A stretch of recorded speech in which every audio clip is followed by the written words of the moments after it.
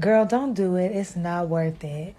I'm not gonna do it, girl. I was just thinking about it. I was just thinking about it. I was just thinking about it. I was just thinking about it. I was just thinking about it. I was just thinking about it. Why? Today we're looking at the internet's strange fascination with Lady Dimitrescu, the big vampire woman featured in Resident Evil Village, who ate YouTube. This January, PlayStation owners got to try a demo of Resident Evil Village, the 8th main title of an increasingly erratic series that coalesced around its return to form in 2017 with Resident Evil 7. That game's protagonist, Ethan Winters, and all of his intact limbs return, and this time he'll be sneaking through a European village and getting stuck in a massive castle and... No thanks, bro. I've played this before, but it was the end of the demo that captured all of our attention.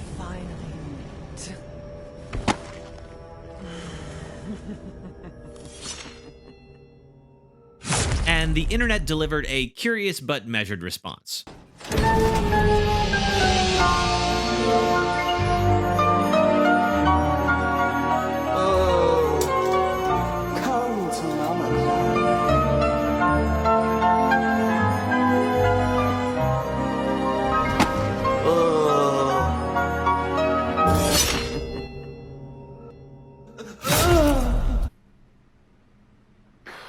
I am very gay, but for that woman,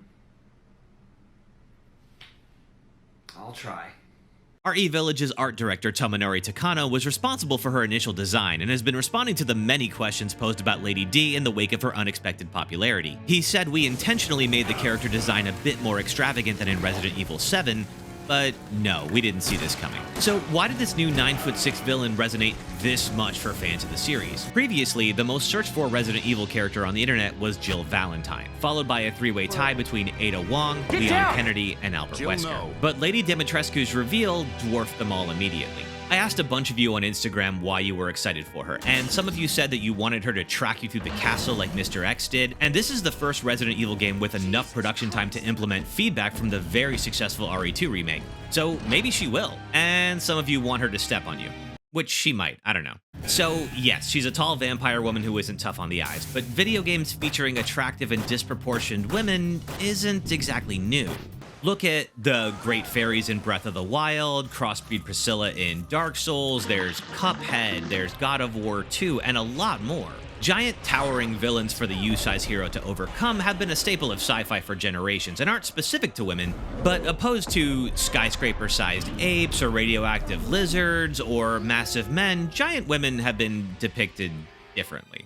There's even a term for it, macrophilia, deriving fantasies or arousal from humans taller than you, occurring mostly, though not exclusively, in heterosexual men. Taller can vary, ranging anywhere from a few feet taller to King Kong taller, depending on who you ask. It even has its own categories on websites that I can't show you, but it's seen a rise in popularity over the last few years due to the internet and then later VR being able to simulate these experiences for anyone with a few bucks to spare.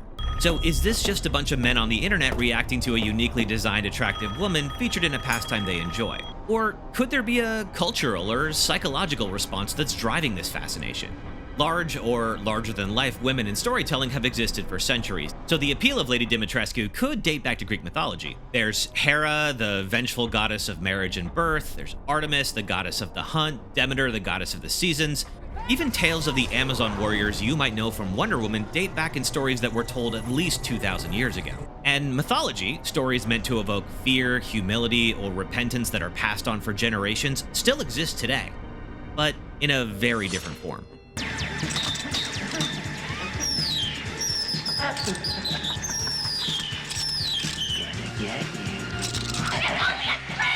Classic horror movies created some of their most memorable sequences by mythologizing feminine coming-of-age experiences, including the intrusive reproductive process of the xenomorphs in Alien, and the powers that develop through adolescence and the damage they can wreak. And modern horror still does this, albeit in more nuanced ways. Look at the maternal relationships between grandmother, mother, and daughter in Hereditary. A backseat encounter with a boy where our heroine catches an STD curse and it follows, or the adopted girl cast out by her new mother in The Ring. And if you're noticing a lot of talk about motherhood, yes, Freud would like a word with all of you. So while many think of the final girl cowering in the cornfield when it comes to representing women in horror stories, women have taken a commanding presence in recent decades as both heroes and villains in horror today, including in Resident Evil. While the series has had its share of damsels in distress, They were introducing protagonists like Jill Valentine and Claire Redfield back in the 90s, way before the strong female character became the trope it is today. But they're heroes, player avatars. They're there to be you. Lady Dimitrescu isn't there to be you, she's there to eat you. So how do you design a female villain in Resident Evil that captures the audience's attention? We reused the character of Mia from Resident Evil 7 and made her wear a dress and a hat. I thought this would be enough to give her a ghost-like quality, but we couldn't make her feel scary. Did you play RE7? Then we decided to make the character model much larger. I drew a piece of concept art where she stoops down to get through a doorway, and that's when it felt like this was gonna work out. Game director Morimasa Sato recalled, "The original concept was a castle populated only by women. We tried a lot of different things in order to make the Countess scary and feel like a boss character. There were ideas to make her more creature-like as well, but in the end we felt that a towering woman was the most simple yet powerful thing we could do. And when you contrast Dimitrescu with her 3 blood-ravenous daughters, you can see how she's designed to stand out, even compared to her contemporaries from other games. Resident Evil's villains have long defined the series as a whole. The first installment popularized not only survival horror, but every zombie entertainment property that's invaded pop culture since 1996. The first game's main villain, either Wesker or the Tyrant depending on how you score it, wasn't revealed until the end. But Dr. Birkin and Mr. X were front and center in Resident Evil 2. And then we got Nemesis. Up until Nemesis, survival horror monsters couldn't travel from room to room, so as long as you got to the door before the zombie grabbed you, you were safe. But Nemesis changed the game. RE4's descent into Action Camp featured Leon, Ada, and Ashley up against a whole host of European villagers all infected with Las Plagas. After that, the series went down the co-op rabbit hole in 5 and 6 and turned out some mostly forgettable spin-offs, but then we got the Baker family in Resident Evil 7. Welcome to the family, son. And this scene sitting at the dinner table is straight out of Texas Chainsaw Massacre. You're tied up, sitting with Jack, Marguerite, and Lucas, who is basically Jigsaw, while they eat something possibly rotten and possibly human. And the scene is only 3 minutes long, but it feels like an eternity because of how much raw discomfort they built into that short amount of time. From Jack casually cutting off Lucas's hand to force-feeding you whatever they're eating, you knew these 3 were going to make the next hours of your life a living hell, and you were going to have to take them down. This was one of the most effective video game villain introductions I'd ever experienced. So Resident Evil Village has a lot to live up to. So far, the footage looks like there's a family of vampires living in a giant castle, and based on the gameplay footage in the basement, you're fighting a bunch of faceless monsters when you're not avoiding the coven of vampires. So Capcom clearly took a bunch of notes from RE7, but haven't forgotten how much you enjoyed the setting in Resident Evil 4. Does that mean Lady Dimitrescu and her daughters will be menacing you throughout the castle as you try to escape?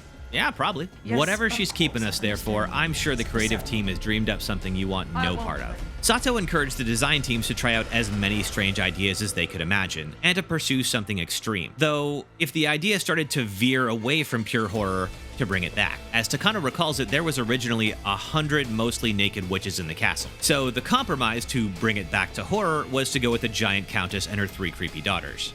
Might I just say, I'm absolutely loving the energy that everybody has for Lady Dimitrescu. For the first time, my For You page is filled with guys and girls hyping up an 8-foot-tall, big, spooky woman. Honestly, I'm surprised that this character is getting that much attention. I mean, this is a woman who will absolutely stomp on you. Everybody's like, yeah, that's the point. But she's not stereotypically skinny or small or petite or socially beautiful. I don't know, I just feel so, like, empowered, like she has my body type.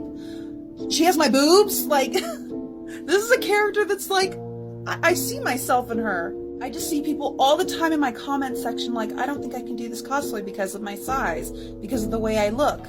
All I have to say is, y'all better keep the same energy up, or I will stomp on you. So why is the internet obsessed with a giant vampire woman in a video game, besides just excitement about a new entry in a series? Is it because we've been culturally programmed to revere giant, powerful women in stories? Yeah, probably. Is it because movies and TV have trained us to fear monsters that are both feminine and dangerous, as well as the survivor they ultimately clash with? Get away from her, you bitch! I assume so. Is it because some of us are hardwired to fetishize tall women? Yeah, it's likely. But maybe, for all the talk of mythology and horror, there's a certain safety we can draw from participating in something designed to scare you, but can't actually do you any harm. Something almost silly when you think about it, like 1950s monster movie camp. Is this fascination about feeding a fantasy or escaping reality? Probably both. This pandemic has spread faster than any disease in modern history. Maybe after a year of hiding from something that's a very real threat to our health, we crave the rush of something designed to frighten us but can't really hurt us. Because it provides us with a welcome distraction from what we've spent the last year being really afraid of. Or maybe it's that badonk. I like big